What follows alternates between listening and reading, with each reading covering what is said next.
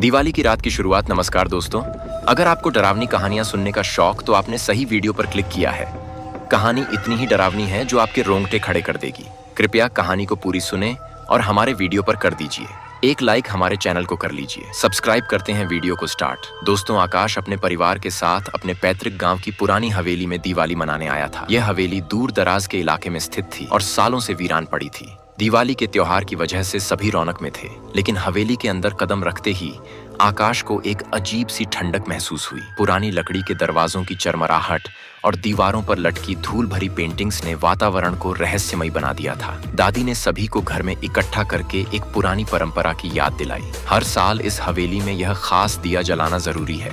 दादी ने कहा, यह कोई साधारण दिया नहीं है, इसे बुझने मत देना, नहीं तो जो बंधा हुआ है वह आजाद हो जाएगा। आकाश और उसके माता पिता ने इसे पुरानी दकियानूसी बात मानकर नजरअंदाज कर दिया, लेकिन दादी की आंखों में एक अनजाना डर झलक रहा था, जैसे वो कोई बड़ा राज छुपा रही हो। रात होते ही सभी ने घर के आंगन में दिवाली की तैयारियां शुरू की। पटाखे फूटने लगे, मिठाइयों की खुशबू हवाओं में घुल गई। दादी ने हवेली के मंदिर में रखा हुआ पुराना दिया जलाया। जैसे ही दिया जलाया गया, हवेली के चारों ओर एक अजीब खामोशी छा गई, मानो सारी आवाजें थम गई हों। आकाश का ध्यान इस दिए की तरफ गया।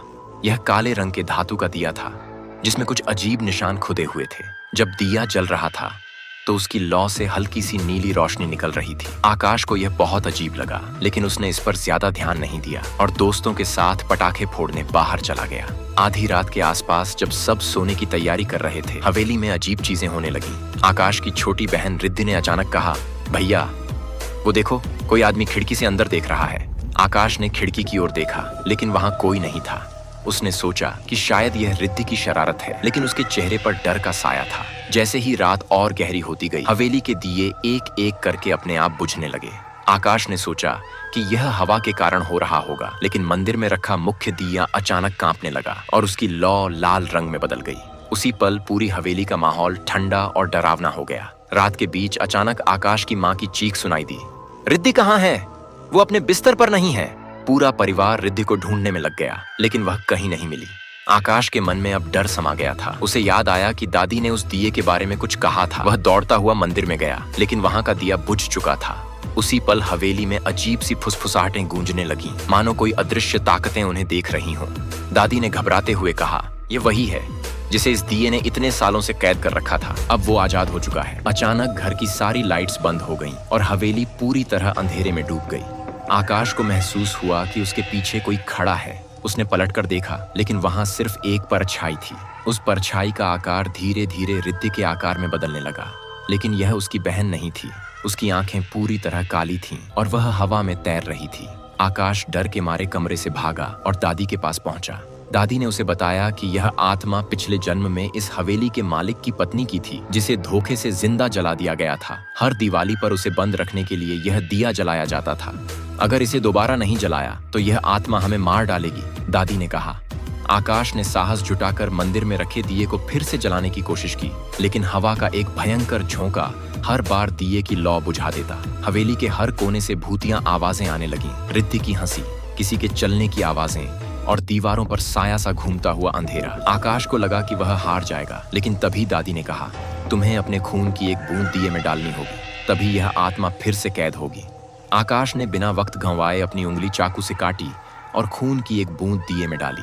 उसी पल दिया भयंकर नीली लौ में जल उठा और हवेली में एक भयंकर चीख गूंज उठी।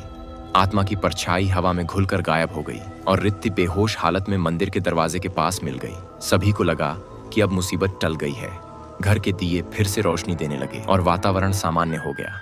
लेकिन जब सब सोने के लिए अपने अपने कमरे में गए, आकाश ने अपने कमरे की दीवार पर एक नया निशान देखा। यह वही अजीब निशान था जो उस पुराने दिए पर बना था। जैसे ही आकाश ने दीवार को छुआ, उसे एक फुसफुसाती आवाज सुनाई दी, तुमने सोचा कि यह अंत है, मैं फिर लौटूंगी। स्क्रीन ब्लैकआउट होती है और बैकग्राउंड में एक धीमी हंसी गूंजती है। दिवाली की रात के उस भयावह अनुभव के बाद आकाश और उसका परिवार हवेली में सब कुछ सामान्य होने की उम्मीद कर रहे थे। रिद्धि को ठीक करने के बाद परिवार ने मन ही मन सोचा कि शायद अब सब कुछ ठीक हो गया है, लेकिन क्या सच में सब कुछ सामान्य हो गया था? आकाश अक्सर अपने कमरे में बैठा उस रात की यादों को सोचने लगता। उसे महसूस हुआ कि दिए की रोशनी के बुझने के बाद कुछ छिपा हुआ रहस्य अभी भी बाकी था। उसकी दादी की वो बातें उसके कानों में गूंज रही थीं।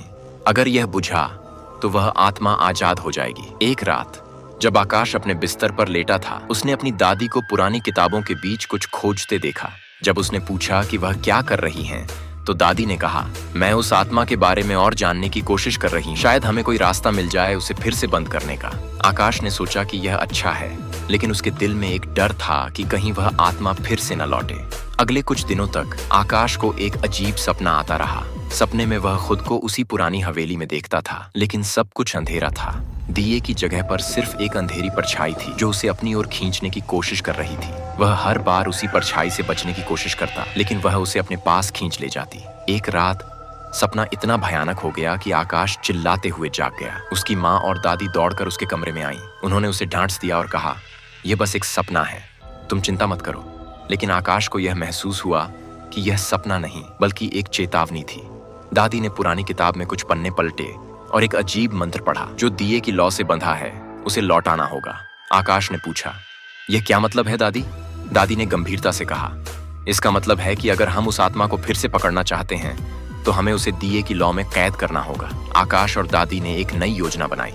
उन्होंने सोचा कि एक बार फिर से दिया जलाना पड़ेगा, लेकिन इस बार सचेत रहकर। एक शाम जब पूरा परिवार दिवाली की तैयारियों में व्यस्त था, हवेली के बाहर अचानक मौसम बदलने लगा। आसमान में काले बादल छा गए और हवा में अजीब सी गंध महसूस होने लगी। क्या हुआ? रिद्धि ने डरी हुई आवाज में पूछा। कुछ नहीं, आकाश ने कहा, बस मौसम बदल रहा है। लेकिन उसे भी अंदर से डर लग रहा था। रात होते ही आकाश ने फिर से वही पुराना दिया जलाने का फैसला किया। दादी ने उन्हें चेताया, अगर तुम इसे जलाते हो तो तुम इसे ध्यान से देखो, कोई भी अजीब आवाज या हरकत होने पर तुरंत बुझा दो। आकाश ने दिए को जलाया और पहले की तरह वह दिया फिर से नीली रोशनी देने लगा। लेकिन इस बार दिए की लौ में एक अजीब सी हलचल हो रही थी, मानो कुछ अंदर से निकलने की कोशिश कर रहा हो। यह सही नहीं लग रहा, आकाश ने डरते हुए कहा। तभी दिए की लौ अचानक भड़क उठी और हवेली में एक भयानक चीख गूंज उठी। आकाश और दादी ने देखा कि दिए की लौ में एक परछाई उभरने लगी थी। रिद्धि ने डरी हुई आंखों से कहा, यह वही आत्मा है जो उस दिन आई थी। दादी ने कहा, तुम सब पीछे हट जाओ, हमें इसे नियंत्रित करना होगा। आत्मा ने दिए की लौ से बाहर निकलते हुए कहा, तुम मुझे रोक नहीं सकते, मैं आजाद होना चाहती हूँ। उसकी आवाज इतनी भयानक थी कि आकाश की रीढ़ में सिहरन दौड़ गई। आकाश ने अपने डर को काबू में करते हुए दादी से कहा, हमें कुछ करना होगा, नहीं तो ये फिर से आजाद हो जाएगी। दादी ने मंत्र का उच्चारण शुरू किया। ओह लौ, जो भी शक्ति तुम्हारे अंदर है उसे मुझे दे, इसे फिर से बंद करने का प्रयास करूंगी। जैसे जैसे दादी मंत्र पढ़ती गईं, दिए की लौ ने और भी जोरदार भड़कना शुरू किया। हवेली में चारों ओर अंधेरा फैलने लगा और एक खौफनाक ठंड महसूस होने लगी। यह ठीक नहीं है, रिद्धि चिल्लाई, यह सब और बढ़ रहा है। तभी दिए की लौ ने एक भयंकर चमक छोड़ी और अचानक सब कुछ शांत हो गया। लेकिन इस बार दिए की रोशनी एक लाल रंग में बदल गई। यह सब कुछ खतरे में है, दादी ने चिल्लाते हुए कहा, हमें इसे अब खत्म करना होगा। आकाश ने जल्दी से दिए को पकड़ लिया और जोर से कहा, तुम हमें परेशान नहीं कर सकती, हम तुम्हें फिर से कैद कर देंगे। जैसे ही उसने दिए को अपने पास लाया, एक जोर की हवा आई और सब कुछ एक बार फिर से गड़गड़ाने लगा। आखिरकार दिए ने एक भयंकर चमक छोड़ी और आत्मा ने अंतिम चीख के साथ खुद को दिए में कैद कर लिया। हवेली में चारों ओर फिर से शांति छा गई, लेकिन आकाश को यह महसूस हुआ कि यह खत्म नहीं हुआ। जब सब कुछ सामान्य हुआ, आकाश ने दीवार पर फिर से वही निशान देखा। यह कैसे हो सकता है? आकाश ने दादी से पूछा। दादी ने गहरी सांस लेते हुए कहा, यह सिर्फ एक शुरुआत है। जब भी दिवाली आती है, वह आत्मा फिर से जाग जाती है। आकाश ने सोचा कि क्या वे वास्तव में उसे बंद कर पाए हैं या वह फिर से लौटेगी। क्या आत्मा सच में खत्म हो गई थी या यह सिर्फ एक शुरुआत है? जानने के लिए अगले वीडियो का इंतजार करें। अगर आपको यह कहानी पसंद आई हो तो लाइक और शेयर करें और हमारे चैनल को सब्सक्राइब करना न भूलें, ताकि आप हमारी अगली भयानक कहानी मिस न करें। क्या आप दिवाली की रात के अंधेरे में छुपे रहस्यों को सुलझाने के लिए तैयार हैं?